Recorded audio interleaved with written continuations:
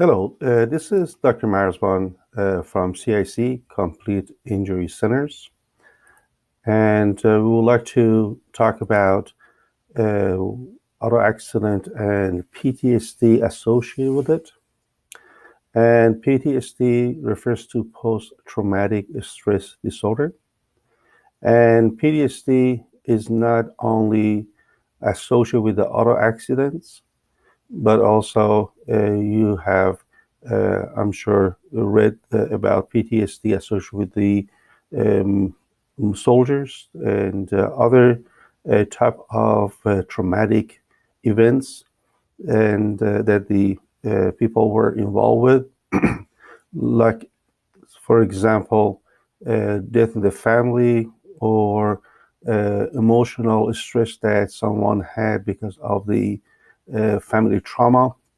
And in this type of traumatic stress is not only emotional, it could be physical, and but emotionally, patients are responding to it, to those mindset, and remembering the events that happened some times ago. But the thing is that this emotional response will also affect the physical responses, especially endocrine glands.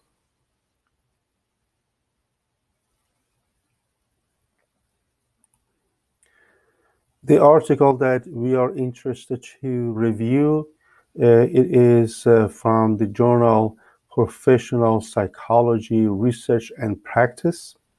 It is published in 2008. It is not very recent, but it is a good reference to refer to for this subject. And the title is Assessment and Treatment of PTSD After a Motor Vehicle Collision. And this paper talks about assessment of the PTSD, which is important to do, and the type of treatments that the patients can receive to deal with that type of disorders. And as this uh, abstract is presenting, is that PTSD is psychological problems. But as I mentioned just a few minutes ago, the psychological problems can lead to functional problems, and vice versa. And the paper talks about the treatments, and it also talks about the different levels of the stress disorder associated with the trauma. And if it is recent, which is called acute, it is much easier to be treated. And if it becomes chronic, then the problem might be more difficult to deal with.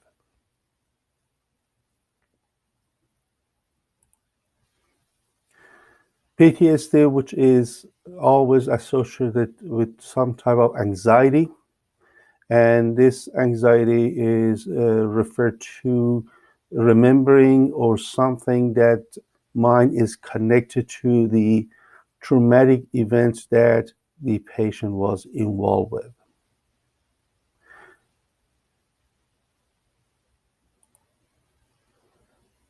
PTSD has signs and symptoms, and assessing the patient to see that what type of signs and symptoms are showing would lead us to diagnose the patient more accurately, as well as what type of treatments the patient can receive to maximize the effect of the treatments to help the patients. And these patients, sometimes with re-experiencing the type of trauma, it surfaced the issues, and the thought and remembering the events, it brings the um, that type of stress back to the patient. And the numbing of the emotional responsiveness, which means that the patient becomes indifferent to the environment. And there is a problem with the type of arousal, which referring to the sleep and restfulness. And these patients are having difficulty to maintain that. Usually this type of patients will end up, not always, to substance abuse, and therefore in a chronic um, case of the PTSD, it is likely that the patients will um, refer to using those substances to numbing and the symptoms, and having some relief of mind, to be rested and not to get into the depth of the problems associated with the PTSD. So basically, substance abuse, numbing the brain and mind and thought, and preventing the thought not to go back to those memory of the events. Uh, it helps, and again, it is not the solution.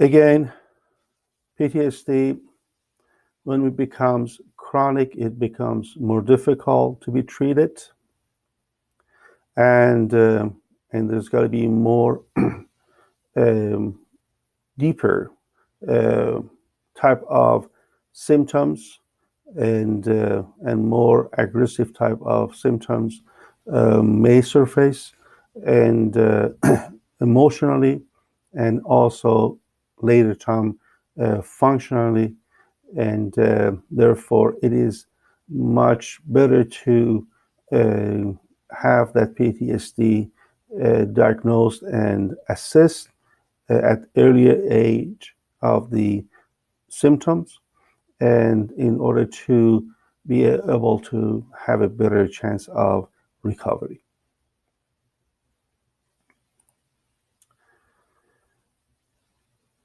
This disorders, and which is post-traumatic, it has some type of symptoms and signs: the fear and nightmares, avoidance, memories, anxiety, phobia.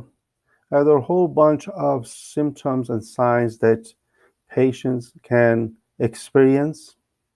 And again, as I mentioned earlier, is that it is not only the patients which are involved with the auto accidents, but any type of psychological trauma can lead to those type of disorders, like veterans, that they have some type of flashbacks of the events that they were in, and unfortunately, uh, I might call it, they're trapped in those memories, and therefore, it is very important to uh, be untrapped by any means that would help the patients, because it is a devastating scenario.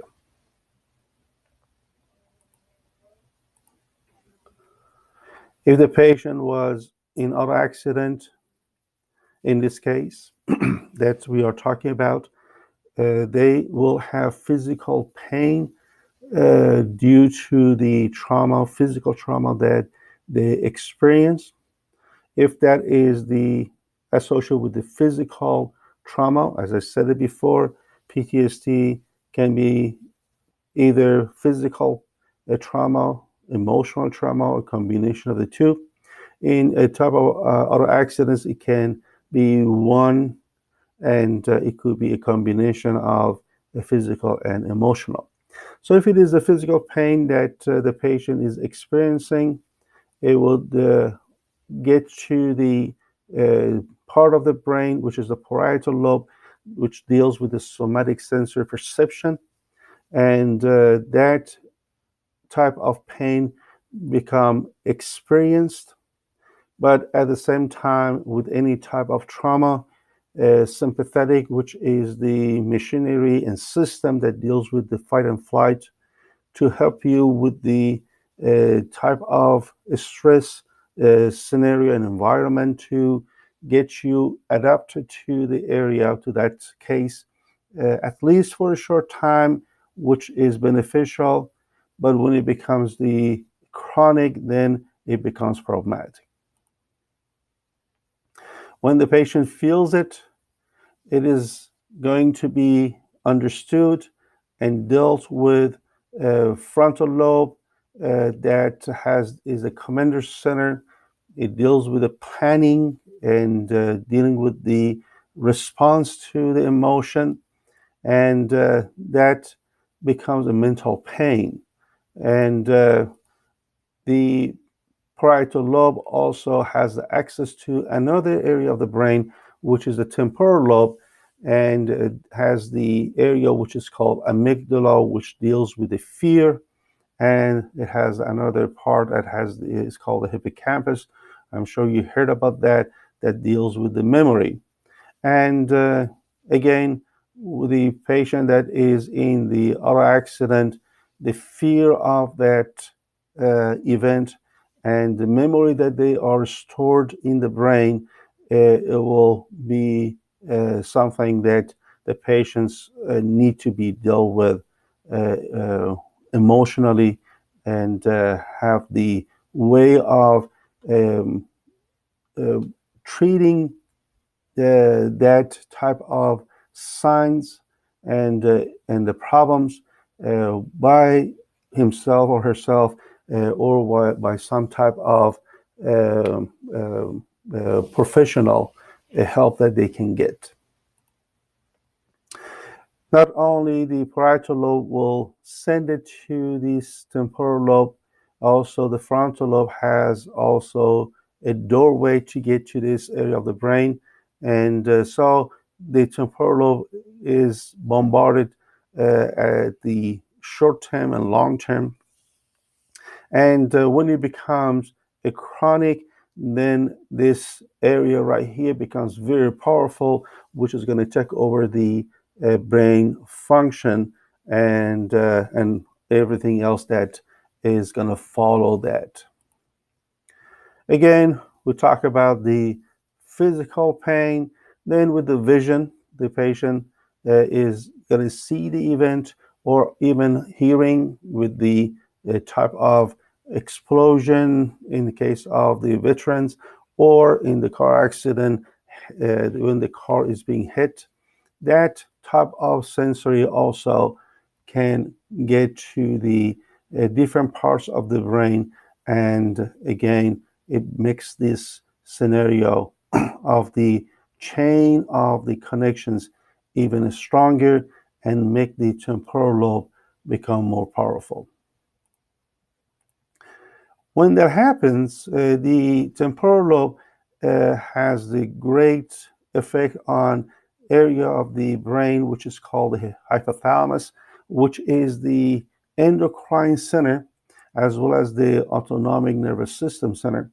And those, the ones that I mentioned earlier, that is the functional response, and therefore different type of glands, and the system, autonomic nervous system, they are going to be affected negatively by the temporal lobe after they are experienced with uh, uh, the type of the trauma that they were involved with. And therefore, the hypothalamus, which deals with the endocrine autonomic nervous system, and it is the area that try again help the body to be coping with the trauma, physical and emotional trauma that the patient has been experienced, and then the hypothalamus is trying to deal with that, so the patient is going to have some type of positive response to it. But when the temporal lobe becomes so powerful, the function of the hypothalamus becomes over exaggerated, and that is the time that the problem is going to surface and becomes out of control. The endocrine and of the system of the hypothalamus is controlling the pituitary gland, which the pituitary gland, by some type of hormones that they release into the circulatory system, which means that it goes to any part of the body per se. One of the areas that they go is the adrenal gland, and the adrenal gland receives that hormone via the portal system of blood, and then the adrenal gland, the cortex, because the adrenal gland has two parts, cortex and medulla. Medulla more inner part, cortex is the more outer part, and the cortex is going to respond to the hormones from the hypothalamus via the pituitary gland and the portal system. Then the cortex is going to be, the adrenal gland cortex is trying to release its own hormones to help the body as much as it can. But again, having too much of that or having too much of anything, it is harmful.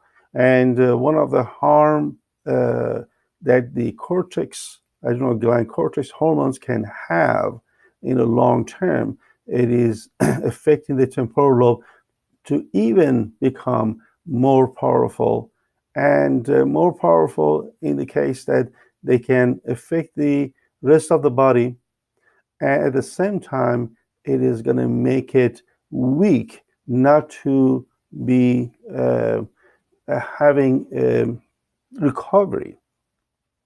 So the temporal lobe becomes weaker to recover, but at the same time, it becomes stronger to have the effect on the other parts of the body.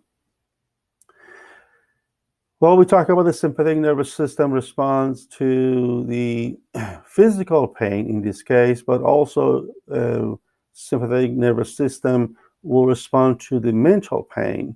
And the sympathetic nervous system, when it becomes activated, then this system will affect the inner part of the adrenal gland, which is the medulla. And then medulla releases its own hormones, which is epinephrine. And epinephrine, it is dealing with the controlling many types of cells in the body. And one of the areas that they control is the integrity of the gut. And therefore, when that happens, the protection system of the gut becomes weak, and therefore a weak gut becomes leaky, and is like having weak holes. And in weak holes, it is going to have the perfusion of the different substance of water and whatever it is that passes through the tube, then is going to leak out rather than to go to the end and be flushed out. So the leaky gut, it causes the infiltration of the chemicals and other substances that should not be getting into the body from digestive system.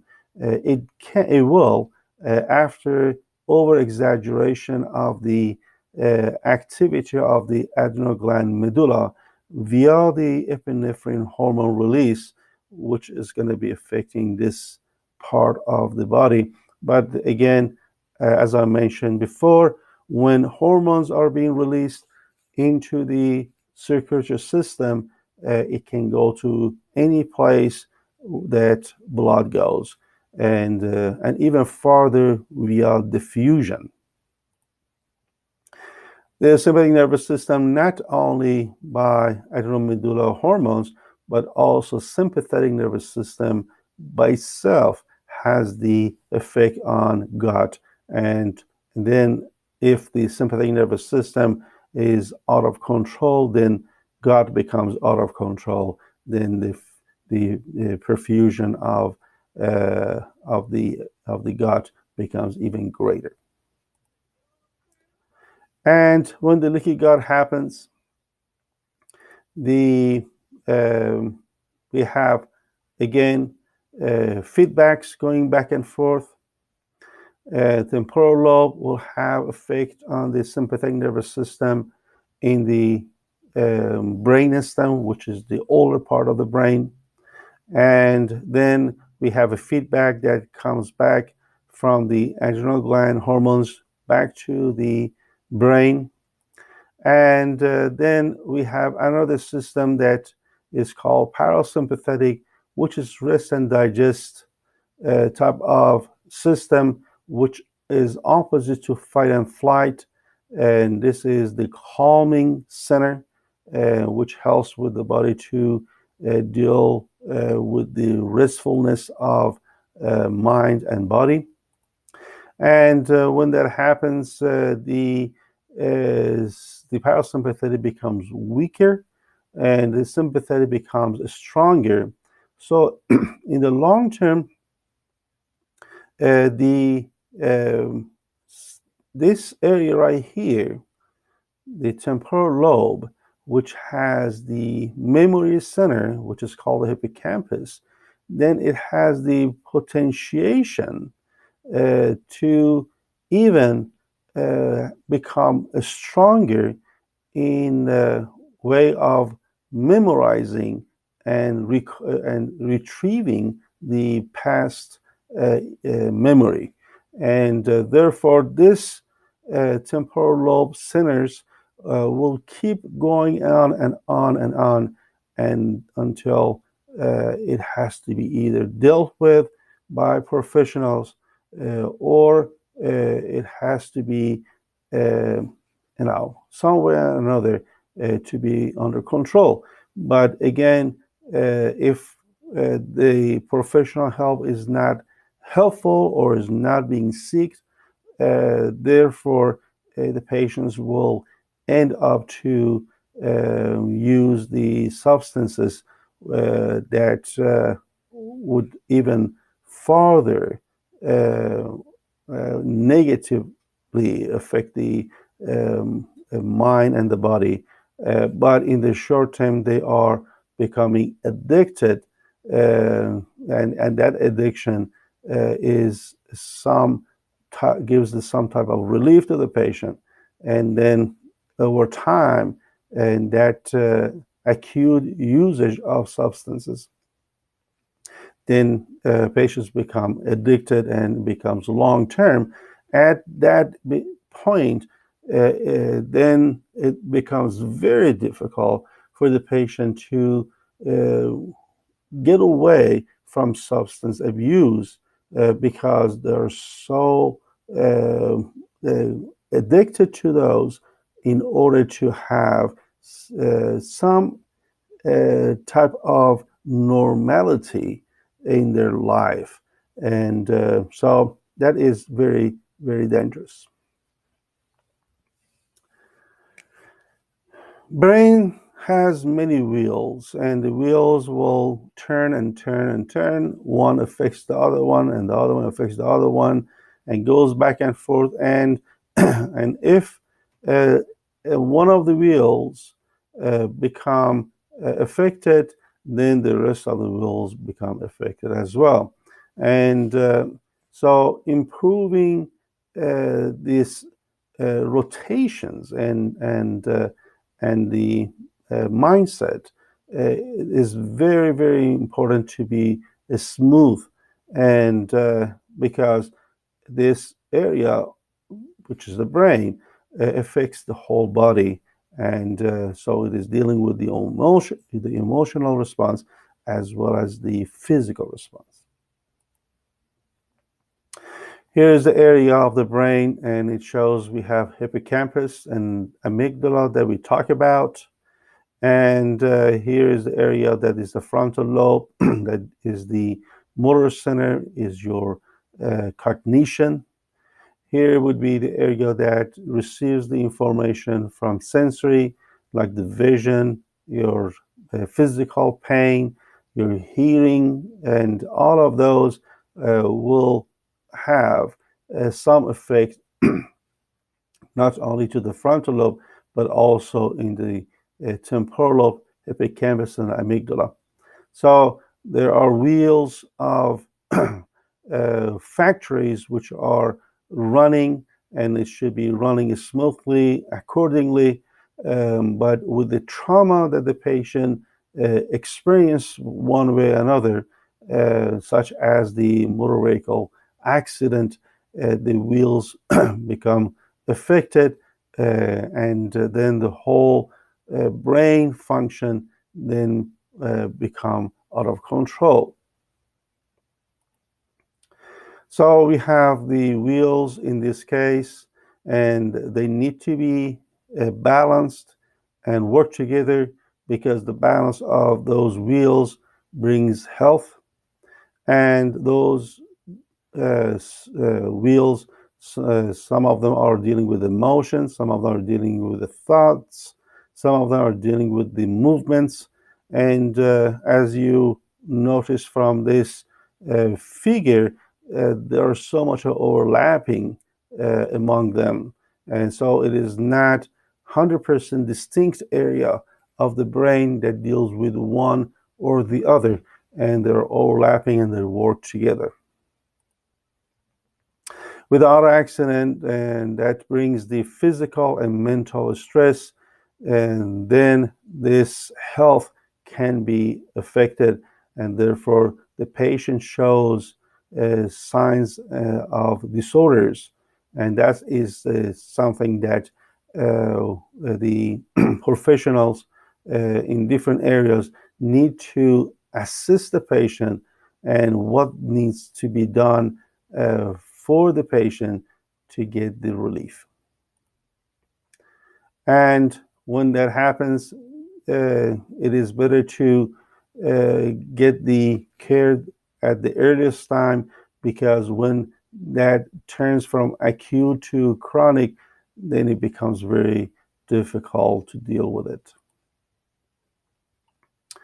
Here are the wheels of the brain. Hippocampus that we talk about deals with the memory. Neocortex, which is the newer part of the brain, is the higher function that deals with the different type of functionality, like the perception of the sensory, motor command, planning, language, and all of those, they can be affected. And therefore, for assessment, it is very important to not only dealing with the sensory perception, but also to deal with the motor output, like their language and reasoning, and the different type of output mentally. But again, as it was said in the previous slides, the dysfunction of the brain can all cause the dysfunction of the body. Amygdala is another wheel that deals with the fear, as we talk about that, and fear is associated with the emotional response. Prefrontal cortex is your cognitive area, which is in the front of the front part of the frontal lobe, and that is what makes us us, and that is very powerful, very helpful for someone who wants to have a normal life, but at the same time affecting the wheel, the prefrontal cortex wheel, and damaging it, it would become very devastating for the livelihood of a patient. Cerebellum, we didn't talk much, and cerebellum is also can be affected by physical stress, and but at the same time, cerebellum is very connected to the frontal lobe, and this is very, very important wheel. Is very old wheel, and this is very new wheel of the central nervous system, and therefore the older one, it becomes the power that works behind the screen, and in front of the screen is the prefrontal cortex. So what goes behind the screen is very important. How the system in front of the screen can present. So here are the wheels that need to be working at different levels together and in synchrony to bring the health.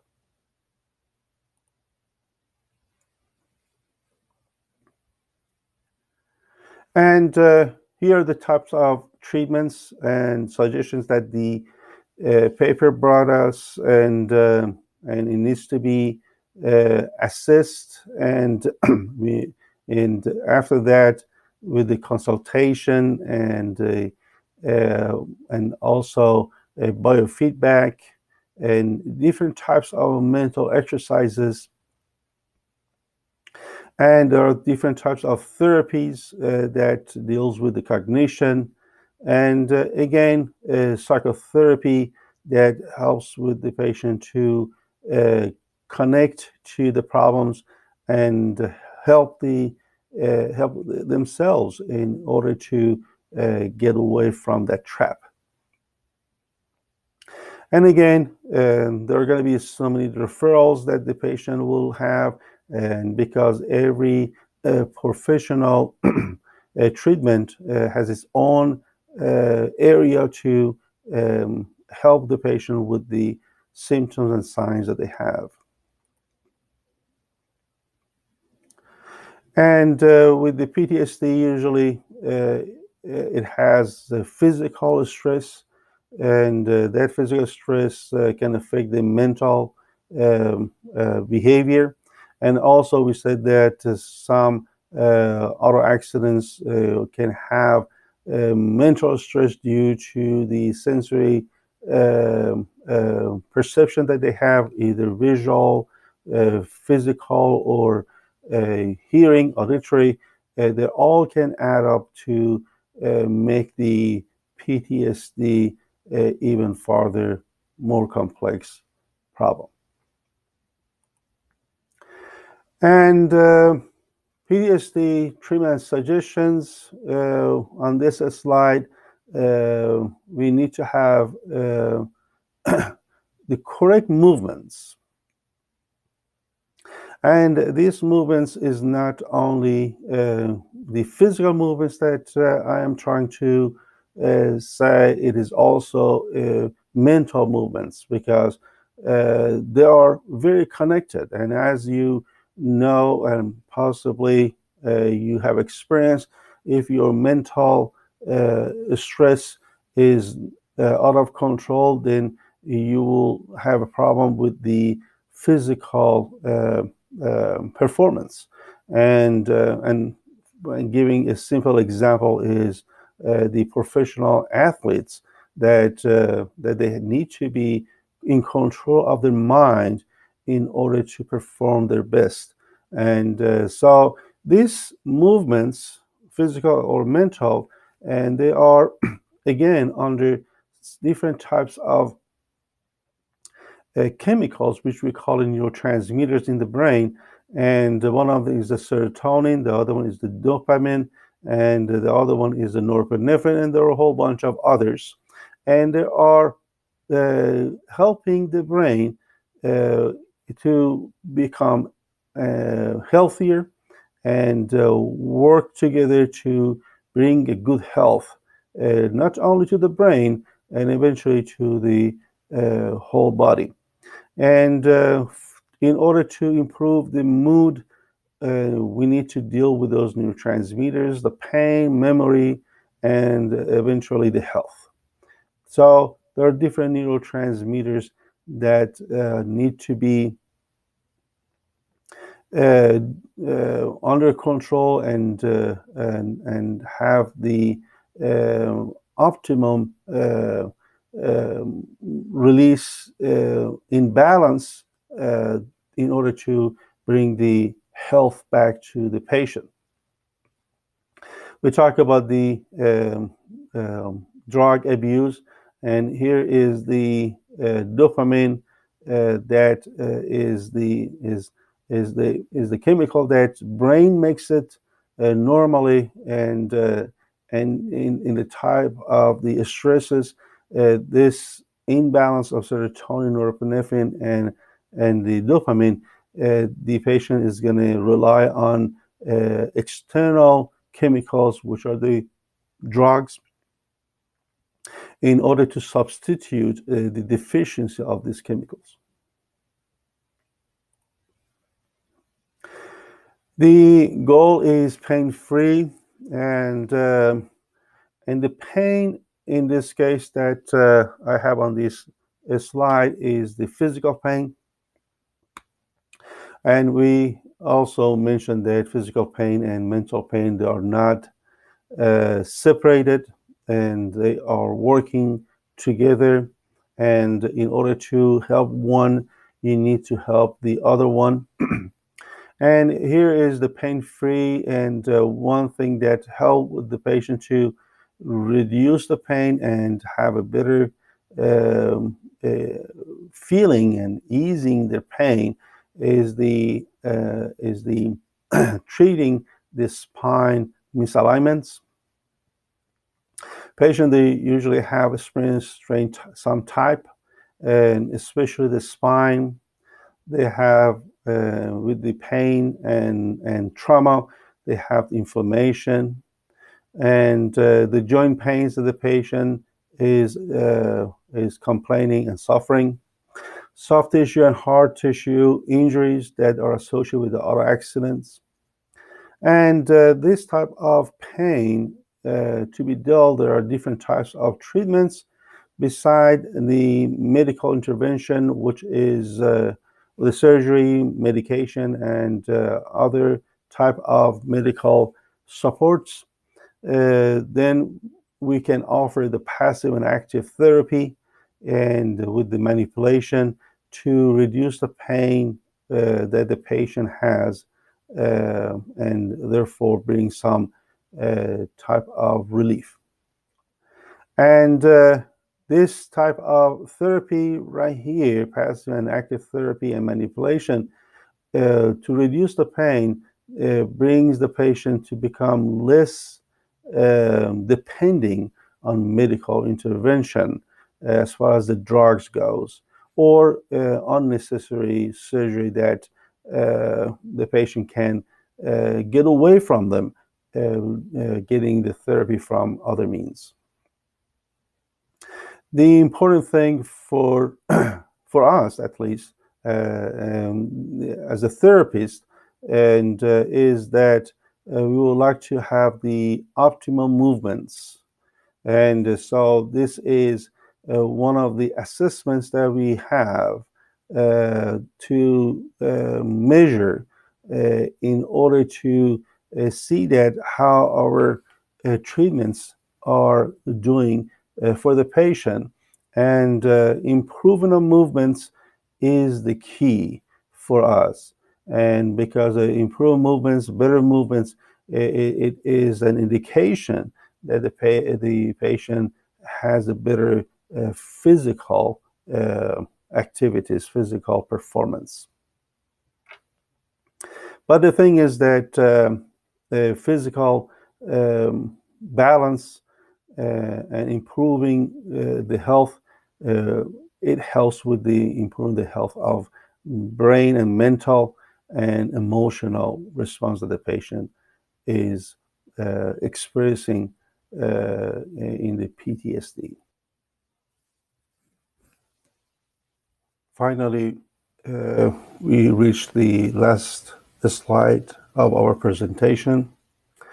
It is important that the patient obtain the best therapist that is or are available to them, because this is a very serious disorder, and therefore search around to see that who would be the best care center that can help you out, and again, help yourself and help your loved ones who are experiencing this type of disorders one way or another, not only because of the auto accidents, or it could be any type of trauma, physical or emotional trauma that they might be having experience of, and therefore it is our duty to seek for it, as well as for us to give the best treatment that we have availability for, and to get the disorders to be under control. Again, thank you so much, and you have a wonderful day.